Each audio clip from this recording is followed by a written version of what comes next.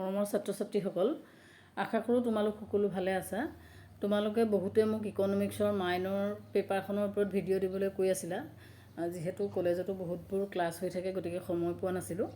গতিকে আজি অলপ সময় উলিয়াই তোমালোকৰ অনুৰোধ ৰক্ষা কৰি মই মাইনৰ পেপাৰখনৰ এটা ভিডিঅ' দিবলৈ আগবাঢ়ি আহিছোঁ, যিখন এবাৰ মেথছৰ পেপাৰ হয় তোমালোকৰ।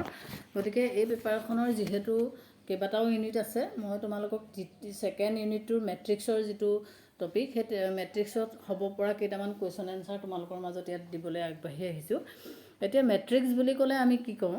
এতিয়া মেট্ৰিক্স বা যিটো মৌলকক্ষ বুলি কওঁ, মেট্ৰিক্স আৰু মৌলকক্ষৰ সংজ্ঞা দিবলৈ হ'লে আমি এনেকৈ ক'ব পাৰোঁ যে 1858 চনত 1858 অধ্যাপক কেইল ইংৰাজ গণিতজ্ঞই মেট্ৰিক্স তত্ত্বৰ উদ্ভাৱন কৰিছিল।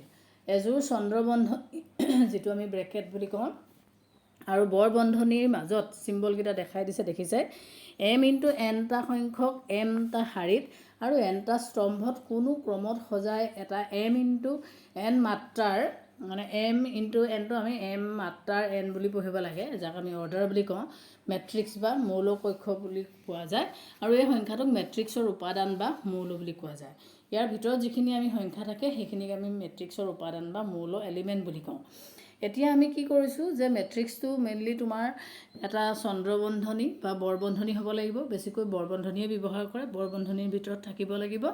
আৰু ইয়াৰ ভিতৰত কি হৈছে m অৰ্ডাৰ n বা m মাত্ৰাৰ nৰ অৰ্ডাৰত তোমাৰ মৌলকক্ষটো সজোৱা থাকে আৰু m এ শাৰী বুজায়, যিটো আমি, আৰু n এ তোমাৰ স্তম্ভ বুজায়। শাৰীটো তোমাৰ হ'ব ৰ' আৰু স্তম্ভটো হ'ব কলম, যিটো আমি এটা অৰ্ডাৰত আমি সজাব লাগিব। এতিয়া ইয়াৰ পাছত তোমালোকক এনেকুৱা ধৰণৰ কুৱেশ্যন হ'ব পাৰে যে মেট্ৰিক্স আৰু নিৰ্ণায়কৰ মাজৰ পাৰ্থক্য কি? Difference between matrix and determinant. যিহেতু ছেকেণ্ড ইউনিটটোত তোমালোকক মেট্ৰিক্স আৰু ডিটাৰমিনেণ্টৰ ওপৰতে পঢ়িব লাগিব, যিটো ডিটাৰমিনেণ্টক আমি নিৰ্ণায়ক বুলি কওঁ। আৰু এইটো খুব ইম্পৰ্টেণ্ট কুৱেশ্যন, থিয়ৰিটিকেলি কুৱেশ্যন তোমালোকৰ আহে। এতিয়া মেট্ৰিক্স আৰু ডিটাৰমিনেণ্টৰ মাজত পাৰ্থক্য কি বুলি ক'লে আমি এনেকৈ ক'ব পাৰিম, মেট্ৰিক্সত বন্ধনী ব্যৱহাৰ কৰা হয়, কিন্তু নিৰ্ণায়কত উলম্ব ৰেখা খণ্ডহে ব্যৱহাৰ কৰা হয়, থিয়কৈ ব্যৱহাৰ কৰা হয়। মেট্ৰিক্সত শাৰী আৰু স্তম্ভৰ সংখ্যা সমান নহ'বও পাৰে, কিন্তু নিৰ্ণায়কত শাৰী আৰু স্তম্ভৰ সংখ্যা একে থাকিব লাগিব। মেট্ৰিক্সৰ কোনো নিৰ্দিষ্ট মান নাথাকে, অৰ্থাৎ সংখ্যাবোৰ বিশেষ সজোন মাথোন, আনহাতে নিৰ্ণায়ক এটা নিৰ্দিষ্ট মান থাকে।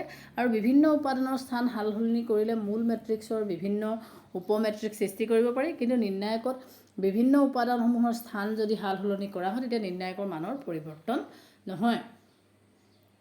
গতিকে এনেকুৱা ধৰণে আমি 4টা ডিফাৰেঞ্চ দিব পাৰোঁ মেট্ৰিক্স আৰু নিৰ্ণায়কৰ মাজত। এইবোৰ তোমালোকে কমন কুৱেশ্যন অংকটো কৰিবলৈ আহিবই, লগতে এনেকৈ থিয়ৰিটিকেল কিছুমান কুৱেশ্যন আহে, এইখিনি তোমালোকে নিজে প্ৰিপেয়াৰ হৈ থাকিবা আৰু মনত ৰাখি লিখিবলৈ চেষ্টা কৰিবা। তাৰ পাছত হ'ব পাৰে যে মেট্ৰিক্সৰ বিভিন্ন প্ৰকাৰসমূহৰ বিষয়ে উল্লেখ কৰে। এতিয়া মেট্ৰিক্সৰ বহুত প্ৰকাৰ আছে, বহুত কিতাপত তোমালোকৰ বহুত প্ৰকাৰ আছে, তাৰ কেইটামান প্ৰকাৰ তোমালোকক ইয়াত উল্লেখ কৰি দিছোঁ। শাৰী মেট্ৰিক্স, এতিয়া শাৰী মেট্ৰিক্সটোক আমি কি বুলি কওঁ? ৰ' মেট্ৰিক্স। আৰু ৰ' মেট্ৰিক্স মানে হয় যি মেট্ৰিক্সত এটাহে মাথোন শাৰী থাকে তাকে শাৰী মেট্ৰিক্স বুলি কোৱা হয়, মানে পথালিকে আমি যিটো ধৰোঁ সেইটো হৈছে শাৰী মেট্ৰিক্স। আৰু স্তম্ভ মেট্ৰিক্স হৈছে কলম মেট্ৰিক্স, যি মেট্ৰিক্সত এটাহে মাথোন স্তম্ভ থাকে তাক স্তম্ভ মেট্ৰিক্স, থিয়কৈ যিটো থাকে সেইটো আমি স্তম্ভ মেট্ৰিক্স বুলি কওঁ। তাৰপাছত আহিলে শূন্য মেট্ৰিক্স, জিৰ' মেট্ৰিক্স বা নাল মেট্ৰিক্স বুলি কোৱা হয়, যিটো মেট্ৰিক্সৰ প্ৰতিটো উপাদান শূন্য হয় তাক শূন্য মেট্ৰিক্স বুলি কোৱা হয়। তাৰপাছত উপ মেট্ৰিক্স হ'লে চাব মেট্ৰিক্স, যি যদি এ মেট্ৰিক্স হয় তেনেহ'লে ইয়াৰ কিছুমান শাৰী বা স্তম্ভ বাদ দিলে আমি যি নতুন মেট্ৰিক্স পাওঁ তাক উপ মেট্ৰিক্স বুলি কোৱা হয়, এইও এটা নিজে উপ মেট্ৰিক্স। তাৰপিছত সমতুল্য মেট্ৰিক্স, যদি দুটা আমাৰ মেট্ৰিক্স দিয়া থাকে, দুটা মেট্ৰিক্স যদি সমান হয় আৰু সিহঁতৰ মাত্ৰা একে হয় তেতিয়াহ'লে আমি সিহঁতক সম মেট্ৰিক্স বা ইকুৱেল মেট্ৰিক্স বুলি কওঁ। এনেকুৱা ধৰণে বহুত আছে, আয়তাকাৰী মেট্ৰিক্স, বৰ্গ মেট্ৰিক্স, একক মেট্ৰিক্স, গোটেইখিনি মেট্ৰিক্স মই ইয়াত কৈ দিয়া নাই আৰু, কৰ্ণ মেট্ৰিক্স, আদেশ মেট্ৰিক্স, ত্ৰিভুজ আকাৰ মেট্ৰিক্স, সদৃশ মেট্ৰিক্স, সমপৰিমিত মেট্ৰিক্স, গতিকে বহুত মেট্ৰিক্স আছে যিবোৰৰ প্ৰকাৰ তোমালোকৰ কিতাপত দিয়াই আছে, সেইখিনি তোমালোকে চাবা, কাৰণ তোমালোকৰ লং কুৱেশ্যন বা নহ'লেও শ্বৰ্ট নোট আকাৰে তোমালোকৰ এইখিনি মেট্ৰিক্সৰ ওপৰত লিখিবলৈ আহিব পাৰে। তাৰপিছত তোমালোকৰ ইম্পৰ্টেণ্ট হয় যে মেট্ৰিক্সৰ যোগ বিয়োগ। মই এতিয়া এইখিনি এনেকৈ দিবলৈ দিগদাৰ হয়, সেইকাৰণে কিতাপৰ পেজ এটাই ফটো মাৰি তোমালোকক দি দিছোঁ, মই বুজাবলৈ চেষ্টা কৰিছোঁ। এতিয়া তোমালোকে আগলৈ আনি চাবা যে ইয়াত তোমালোকৰ মেট্ৰিক্সৰ যোগৰ কাৰণে দুটা মেট্ৰিক্সৰ এ আৰু বি, দুটা মেট্ৰিক্সৰ তোমালোকৰ কি দিয়া আছে, উদাহৰণটো দিয়া হৈছে। এতিয়া উদাহৰণটো তোমালোকক কি দিছে, এ আৰু বি দুটা মেট্ৰিক্স দিয়া হৈছে আৰু এই এ আৰু বি মেট্ৰিক্স দুটা আমি যোগ নিৰ্ণয় কৰিব লাগে।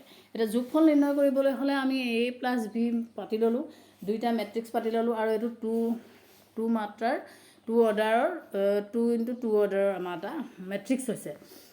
এতিয়া আমি প্ৰথমৰ যিটো মূল্য 2 লগত আমি বিৰ যিটো মেট্ৰিক্সৰ প্ৰথমৰ মূল্য -3 সেইটো আমি যোগ কৰিব লাগিব আৰু পিছৰ ফালে যিটো 0 আছে 0ৰ লগত আমি কি কৰিব লাগিব 6টো যোগ কৰিব লাগিব।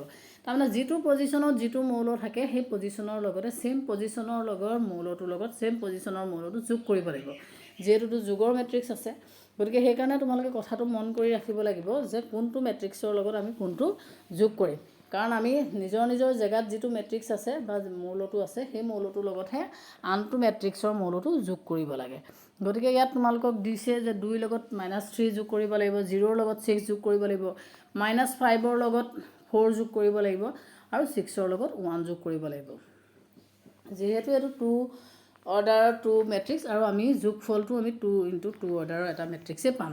তাৰপাছত যিটো মেট্ৰিক্স দিয়া হৈছে সেইটোত কি হৈছে, তাতো A আৰু B নিৰ্ণয় কৰিবলৈ দিয়া হৈছে, কিন্তু যিহেতু A আৰু B মাত্ৰা একেই নহয় গতিকে আৰু A আৰু Bৰ যোগফল নিৰ্ধাৰণ কৰাৰ উপযোগী নহয়।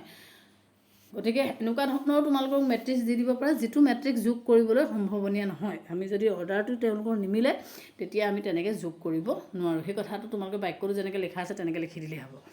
তাৰপিছতো তোমালোকক 3টা মেট্ৰিক্স দিয়া হৈছে। 3টা মেট্ৰিক্স দিছে বুলিলেই যে ভয় কৰিবলগীয়া এনেকুৱা কথা নাই।